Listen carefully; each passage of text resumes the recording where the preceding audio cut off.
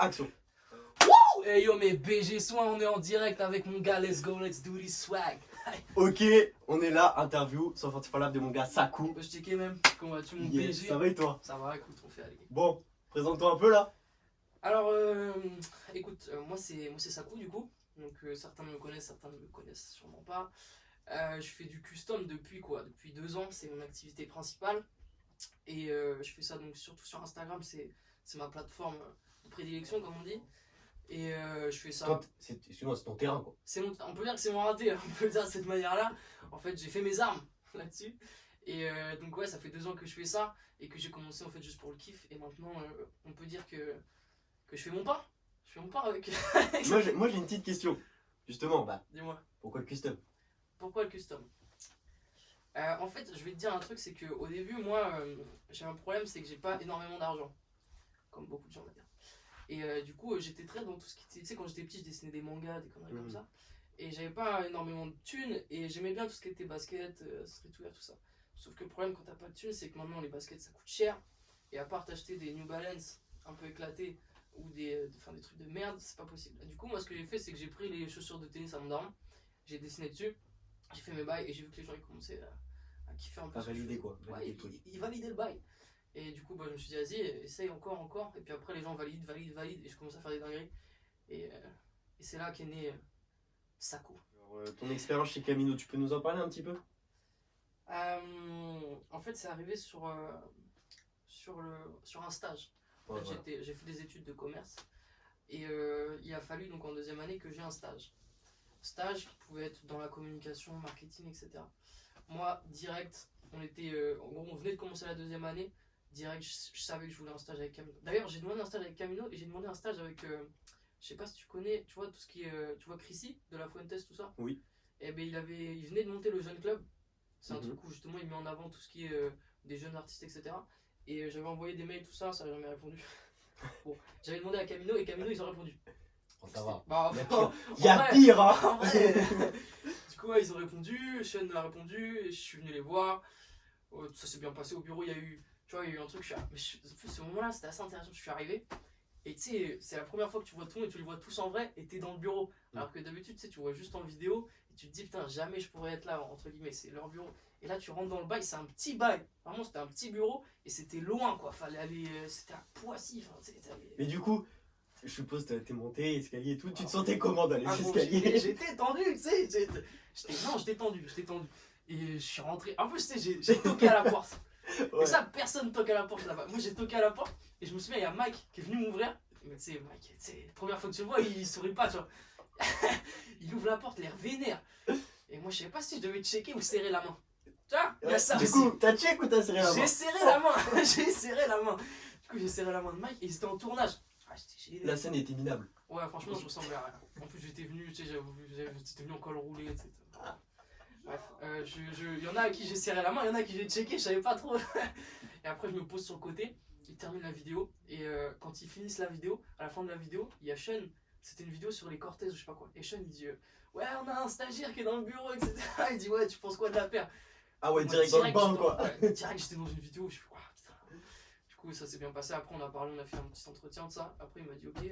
Et on était à peu près en décembre. Et je prenais mon stage, c'était en avril. Du coup, j'avais fait ça grave à l'avance. Mais ils ont validé. Et après, le stage, c'était dingue. Genre, l'expérience elle est positive, négative? Bah, c'est positif, Ouais. c'est logique. Mais déjà, en termes. En fait, dans le cadre du stage pur, j'ai fait du montage pendant presque 2-3 mois même, parce que j'ai prolongé mon stage du coup. Du coup, en termes de montage, etc., je suis devenu. Enfin, je suis pas un monstre, mais je commençais à être vraiment calé, parce que à force de faire la même chose tous les jours, tu deviens calé. Et même dans tout ce qui était. Tu sais, être à l'aise devant une caméra, etc., parce que moi, je filmais beaucoup de stories, mais des fois, j'étais sur les stories, j'ai filmé des vidéos, des LSDLV avec eux, tout ça, c'était archi cool. Tu sais, ils m'ont donné une big opportunité, quoi. Ils n'hésitaient pas à. Parce que, en fait, c'est une équipe, une fois qu'ils te font confiance, entre guillemets, ils vont t'envoyer sur des trucs. C'est une famille quoi. Ouais, et puis et puis ils te mettent sur des opportunités, des trucs de ouf. Toi qui es là, t'as rien jusque-là, ils t'envoient à l'SDLV, ils te font participer au Sneakers Event, parce que j'ai participé au Sneakers Event. Et ouais, moi je suis grave reconnaissant parce que c'est eux qui m'ont apporté tout au début, même si je suis nul, je suis personne aujourd'hui, mais quand même. Et du coup, le Sneakers Event, tu peux nous en parler? Sneakers Event. C'est comment? Truc de fou. Ah ouais? Truc de fou. Mais enfin, ils le préparent grave à l'avance et dans les bureaux, tu sens que c'est tendu quand c'est la période de Sneakers Day. Et quand, en fait, on y était, ça a duré 2 jours pour nous, entre guillemets, parce que la veille, il fallait tout installer. Et on était venus tôt le matin, et enfin, eux, ils y étaient encore plus tôt que moi, quoi. Ils y étaient de 5h du matin jusqu'à 3h le soir, enfin, bref. Et tous les gens qui venaient installer. Tu sais, moi j'ai même une photo, je t'enverrai si on peut le mettre dans la vidéo, je sais pas. Mais j'ai une vidéo. Au montage, Raph à la régie qui va s'en occuper. Et j'ai une vidéo en fait de toute la salle vide, parce que c'était au début, et il y avait les camions qui commençaient à arriver à mettre les échafaudages, et il avait pris une vidéo de tout le bail que c'était vide, et après t'as des vidéos du Sneaker Day où le bail est rempli. Et ouais, tout ce moment-là, il a fallu tout installer, il y avait tous les gens qui venaient avec leur stand, tout ça, et après le lendemain, c'est une journée de fou malade. T'es là, les gens ils viennent, tu arrives, tu vois, il y avait, je crois, 14 000 personnes, je sais plus, un chiffre comme ça. Et nous, on était une petite équipe hein, pour gérer un bail comme ça. Mais tout le monde était carré. En fait, ils ont ramené leurs potes en fait. Parce que eux, déjà, ils sont potes. Et ils ont ramené tous leurs potes pour gérer le bail. Tout le monde avait son suite, son machin. T'as fait un custom pour ton père. Ah oui. Est-ce que tu peux nous expliquer ce fameux custom? Je peux expliquer. Je l'ai expliqué en vidéo d'ailleurs, si vous voulez aller checker. Mais en fait, c'était un stage. C'était un stage avec The Shoe Surgeon. Donc en gros, c'est un mec. En gros, c'est le daron du custom mondial, on va dire, entre guillemets. Le padré. Ouais, enfin, franchement, le sensei, quoi. Genre, le mec, t'es là, tu te dis Amen. Tu dis Amen. Et le gars faisait un stage en France où il t'apprenait, c'est même plus du custom, parce qu'en fait, le gars, il t'apprend à faire ta chaussure. Donc là, ma chaussure, il n'y avait que la semelle, et en gros, tu fais tout le reste. Et c'était des Air Jordan 1. Et on est arrivé, le stage, ça durait 4 jours, je crois. Ça coûtait $3000. Tu peux nous faire la conversion? Alors en gros, il fouille 12 maths, c'était, je crois que c'est un bail de au moins 2700 €, quoi. C'est un peu plus de 2500 €. Et moi j'avais pas du tout les moyens de payer. Mon daron a payé. Grand Prince. Et du coup, ouais, Thierry dans le sang. Et d'ailleurs, mentionnez Thierry en commentaire et dites que. Bon, bref. Thierry. Mettez juste Thierry. Mettez juste Thierry en commentaire. Juste Thierry. Et ouais, il a payé, en fait j'ai pu faire le stage et je me suis dit ok, la paire c'est pour lui quoi. Du coup j'ai fait la paire pour lui.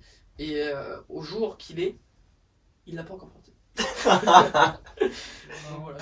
Mais du coup, si on retrace un peu toute ton histoire, t'as commencé dans une véranda et maintenant t'as fait tout ça. Est-ce que t'as l'impression d'avoir fait beaucoup de chemin depuis ce moment-là? Ou ça reste mitigé? Moi pour l'instant j'ai l'impression que je suis nulle part. Ouais. En vrai, j'ai rien fait encore. Enfin, c'est ce que je me dis. Récemment, c'est ce que je me suis dit. En fait, si je prends un peu de recul, il y a eu le moment où il y a eu Camino, tout ça. Je me suis dit, ah ouais, ok. Enfin, quand je le faisais, j'étais à fond. Et après, quand j'ai pris un peu de recul, je me suis dit, ah ouais, big step quand même. Parce que Camino, c'était, en tout cas dans le milieu streetwear aujourd'hui, en France en tout cas, même presque en France, on va dire, pour moi, c'est le sommet, entre guillemets. Ouais, oui. C'est la référence. C'est la référence. C'est la référence. Et du coup, quand j'ai pris le recul, après, je me suis dit, ah, ok, c'était quand même un big step. Mais techniquement, aujourd'hui, dans le custom, je suis personne. Et je sais qu'il y a encore plein d'étapes à faire. Et non, je pense pas que pour l'instant, je pense que j'ai rien fait du tout. Mais avec ce que j'ai en tête. Ouais, bon, on en parlera à la fin de ça. Ouais. On en parlera à la fin. Du coup, je sais que tu suis un peu le sport. T'as fait du sport. T'as fait quoi comme sport quand t'étais plus jeune? Quand j'étais plus jeune. Ah, faut qu'on retrace depuis le tout début? Parce que non, j'ai fait des sports. Non, le sport. Tu sais très bien. J'ai été footballeur américain.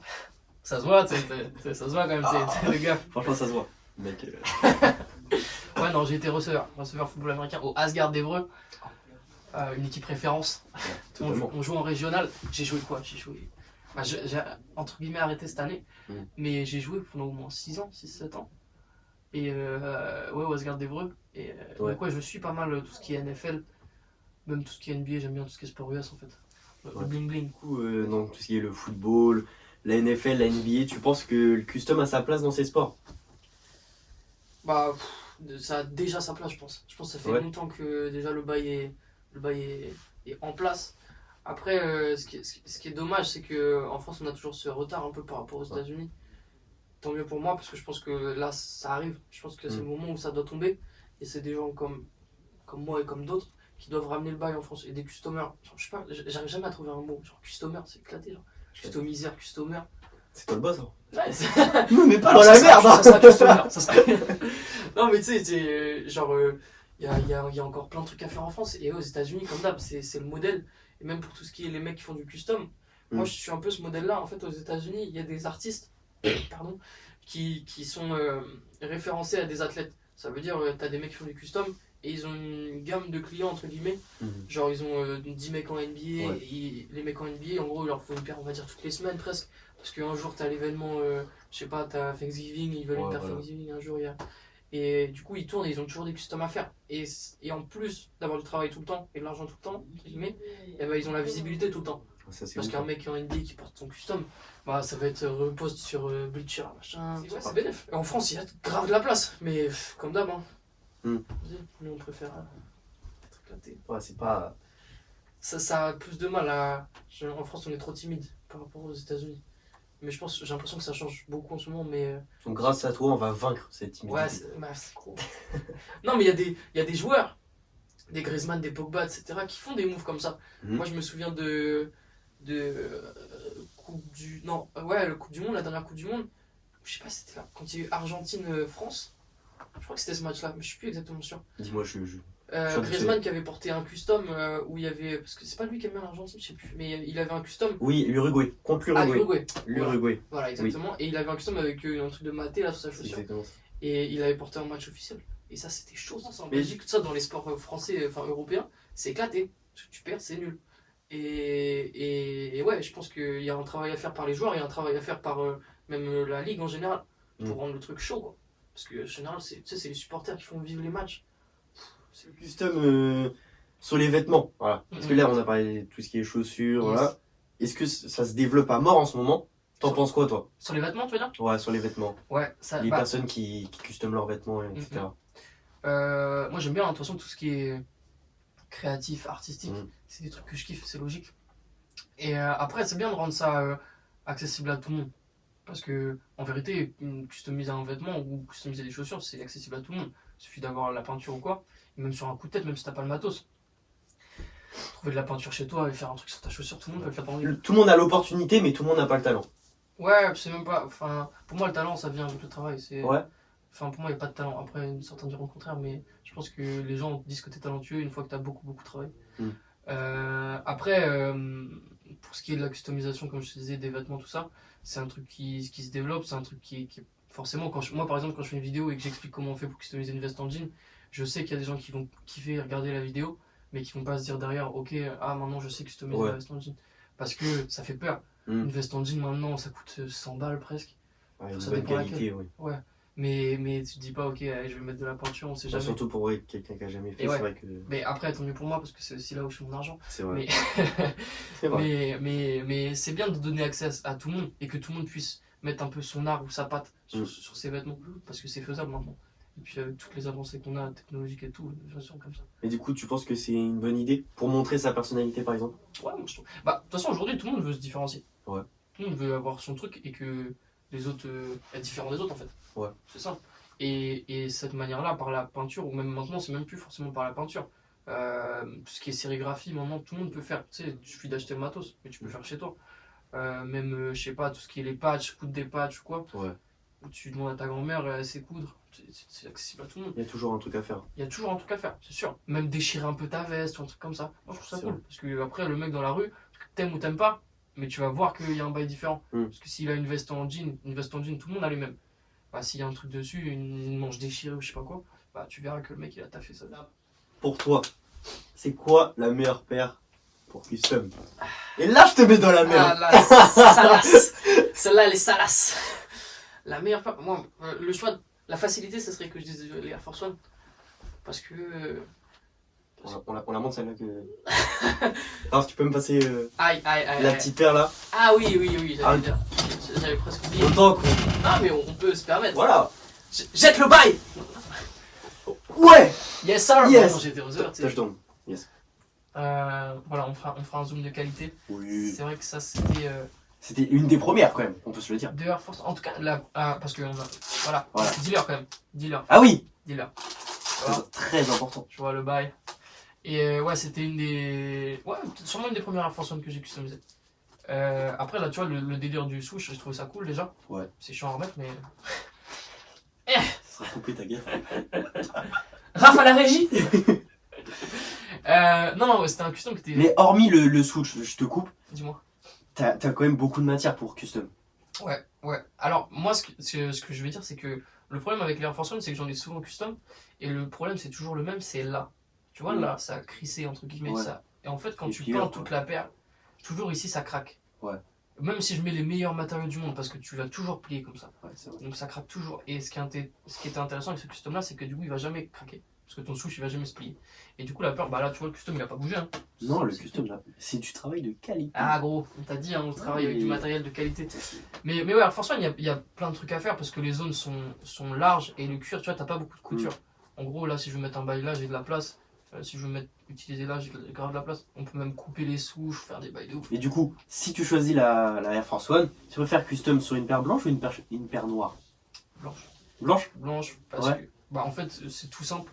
Mais si je custom une paire de Air Force One noire, si je veux par exemple dessiner, imaginons là j'ai ma paire blanche, je veux faire une tête là, bah sur ma paire blanche je vais direct tailler avec ma peinture mes couleurs, et sur une paire noire je vais devoir faire un fond blanc d'abord. Ouais. Donc en gros je perds du temps. Comme tu avais fait sur celle de Camino d'ailleurs. Exactement. On vous mettra un petit carré là. On mettra un petit carré de qualité, et ouais du coup c'est juste plus chiant, plus long. Mais j'aime bien de temps en temps parce que ça change. Tu vois, parce qu'avoir des fonds blancs tout le temps c'est chiant, enfin c'est facile. Mais ça rend toujours un peu, ok, fond blanc, on dirait un tableau, j'ai dessiné dessus. Ouais. Alors que fond noir, des fois, gros, sur la paire de Camino, ça rendait grave bien. Et je me suis dit, ouais, que ce mois a fait un post en plus et tout. Non, c'était chaud.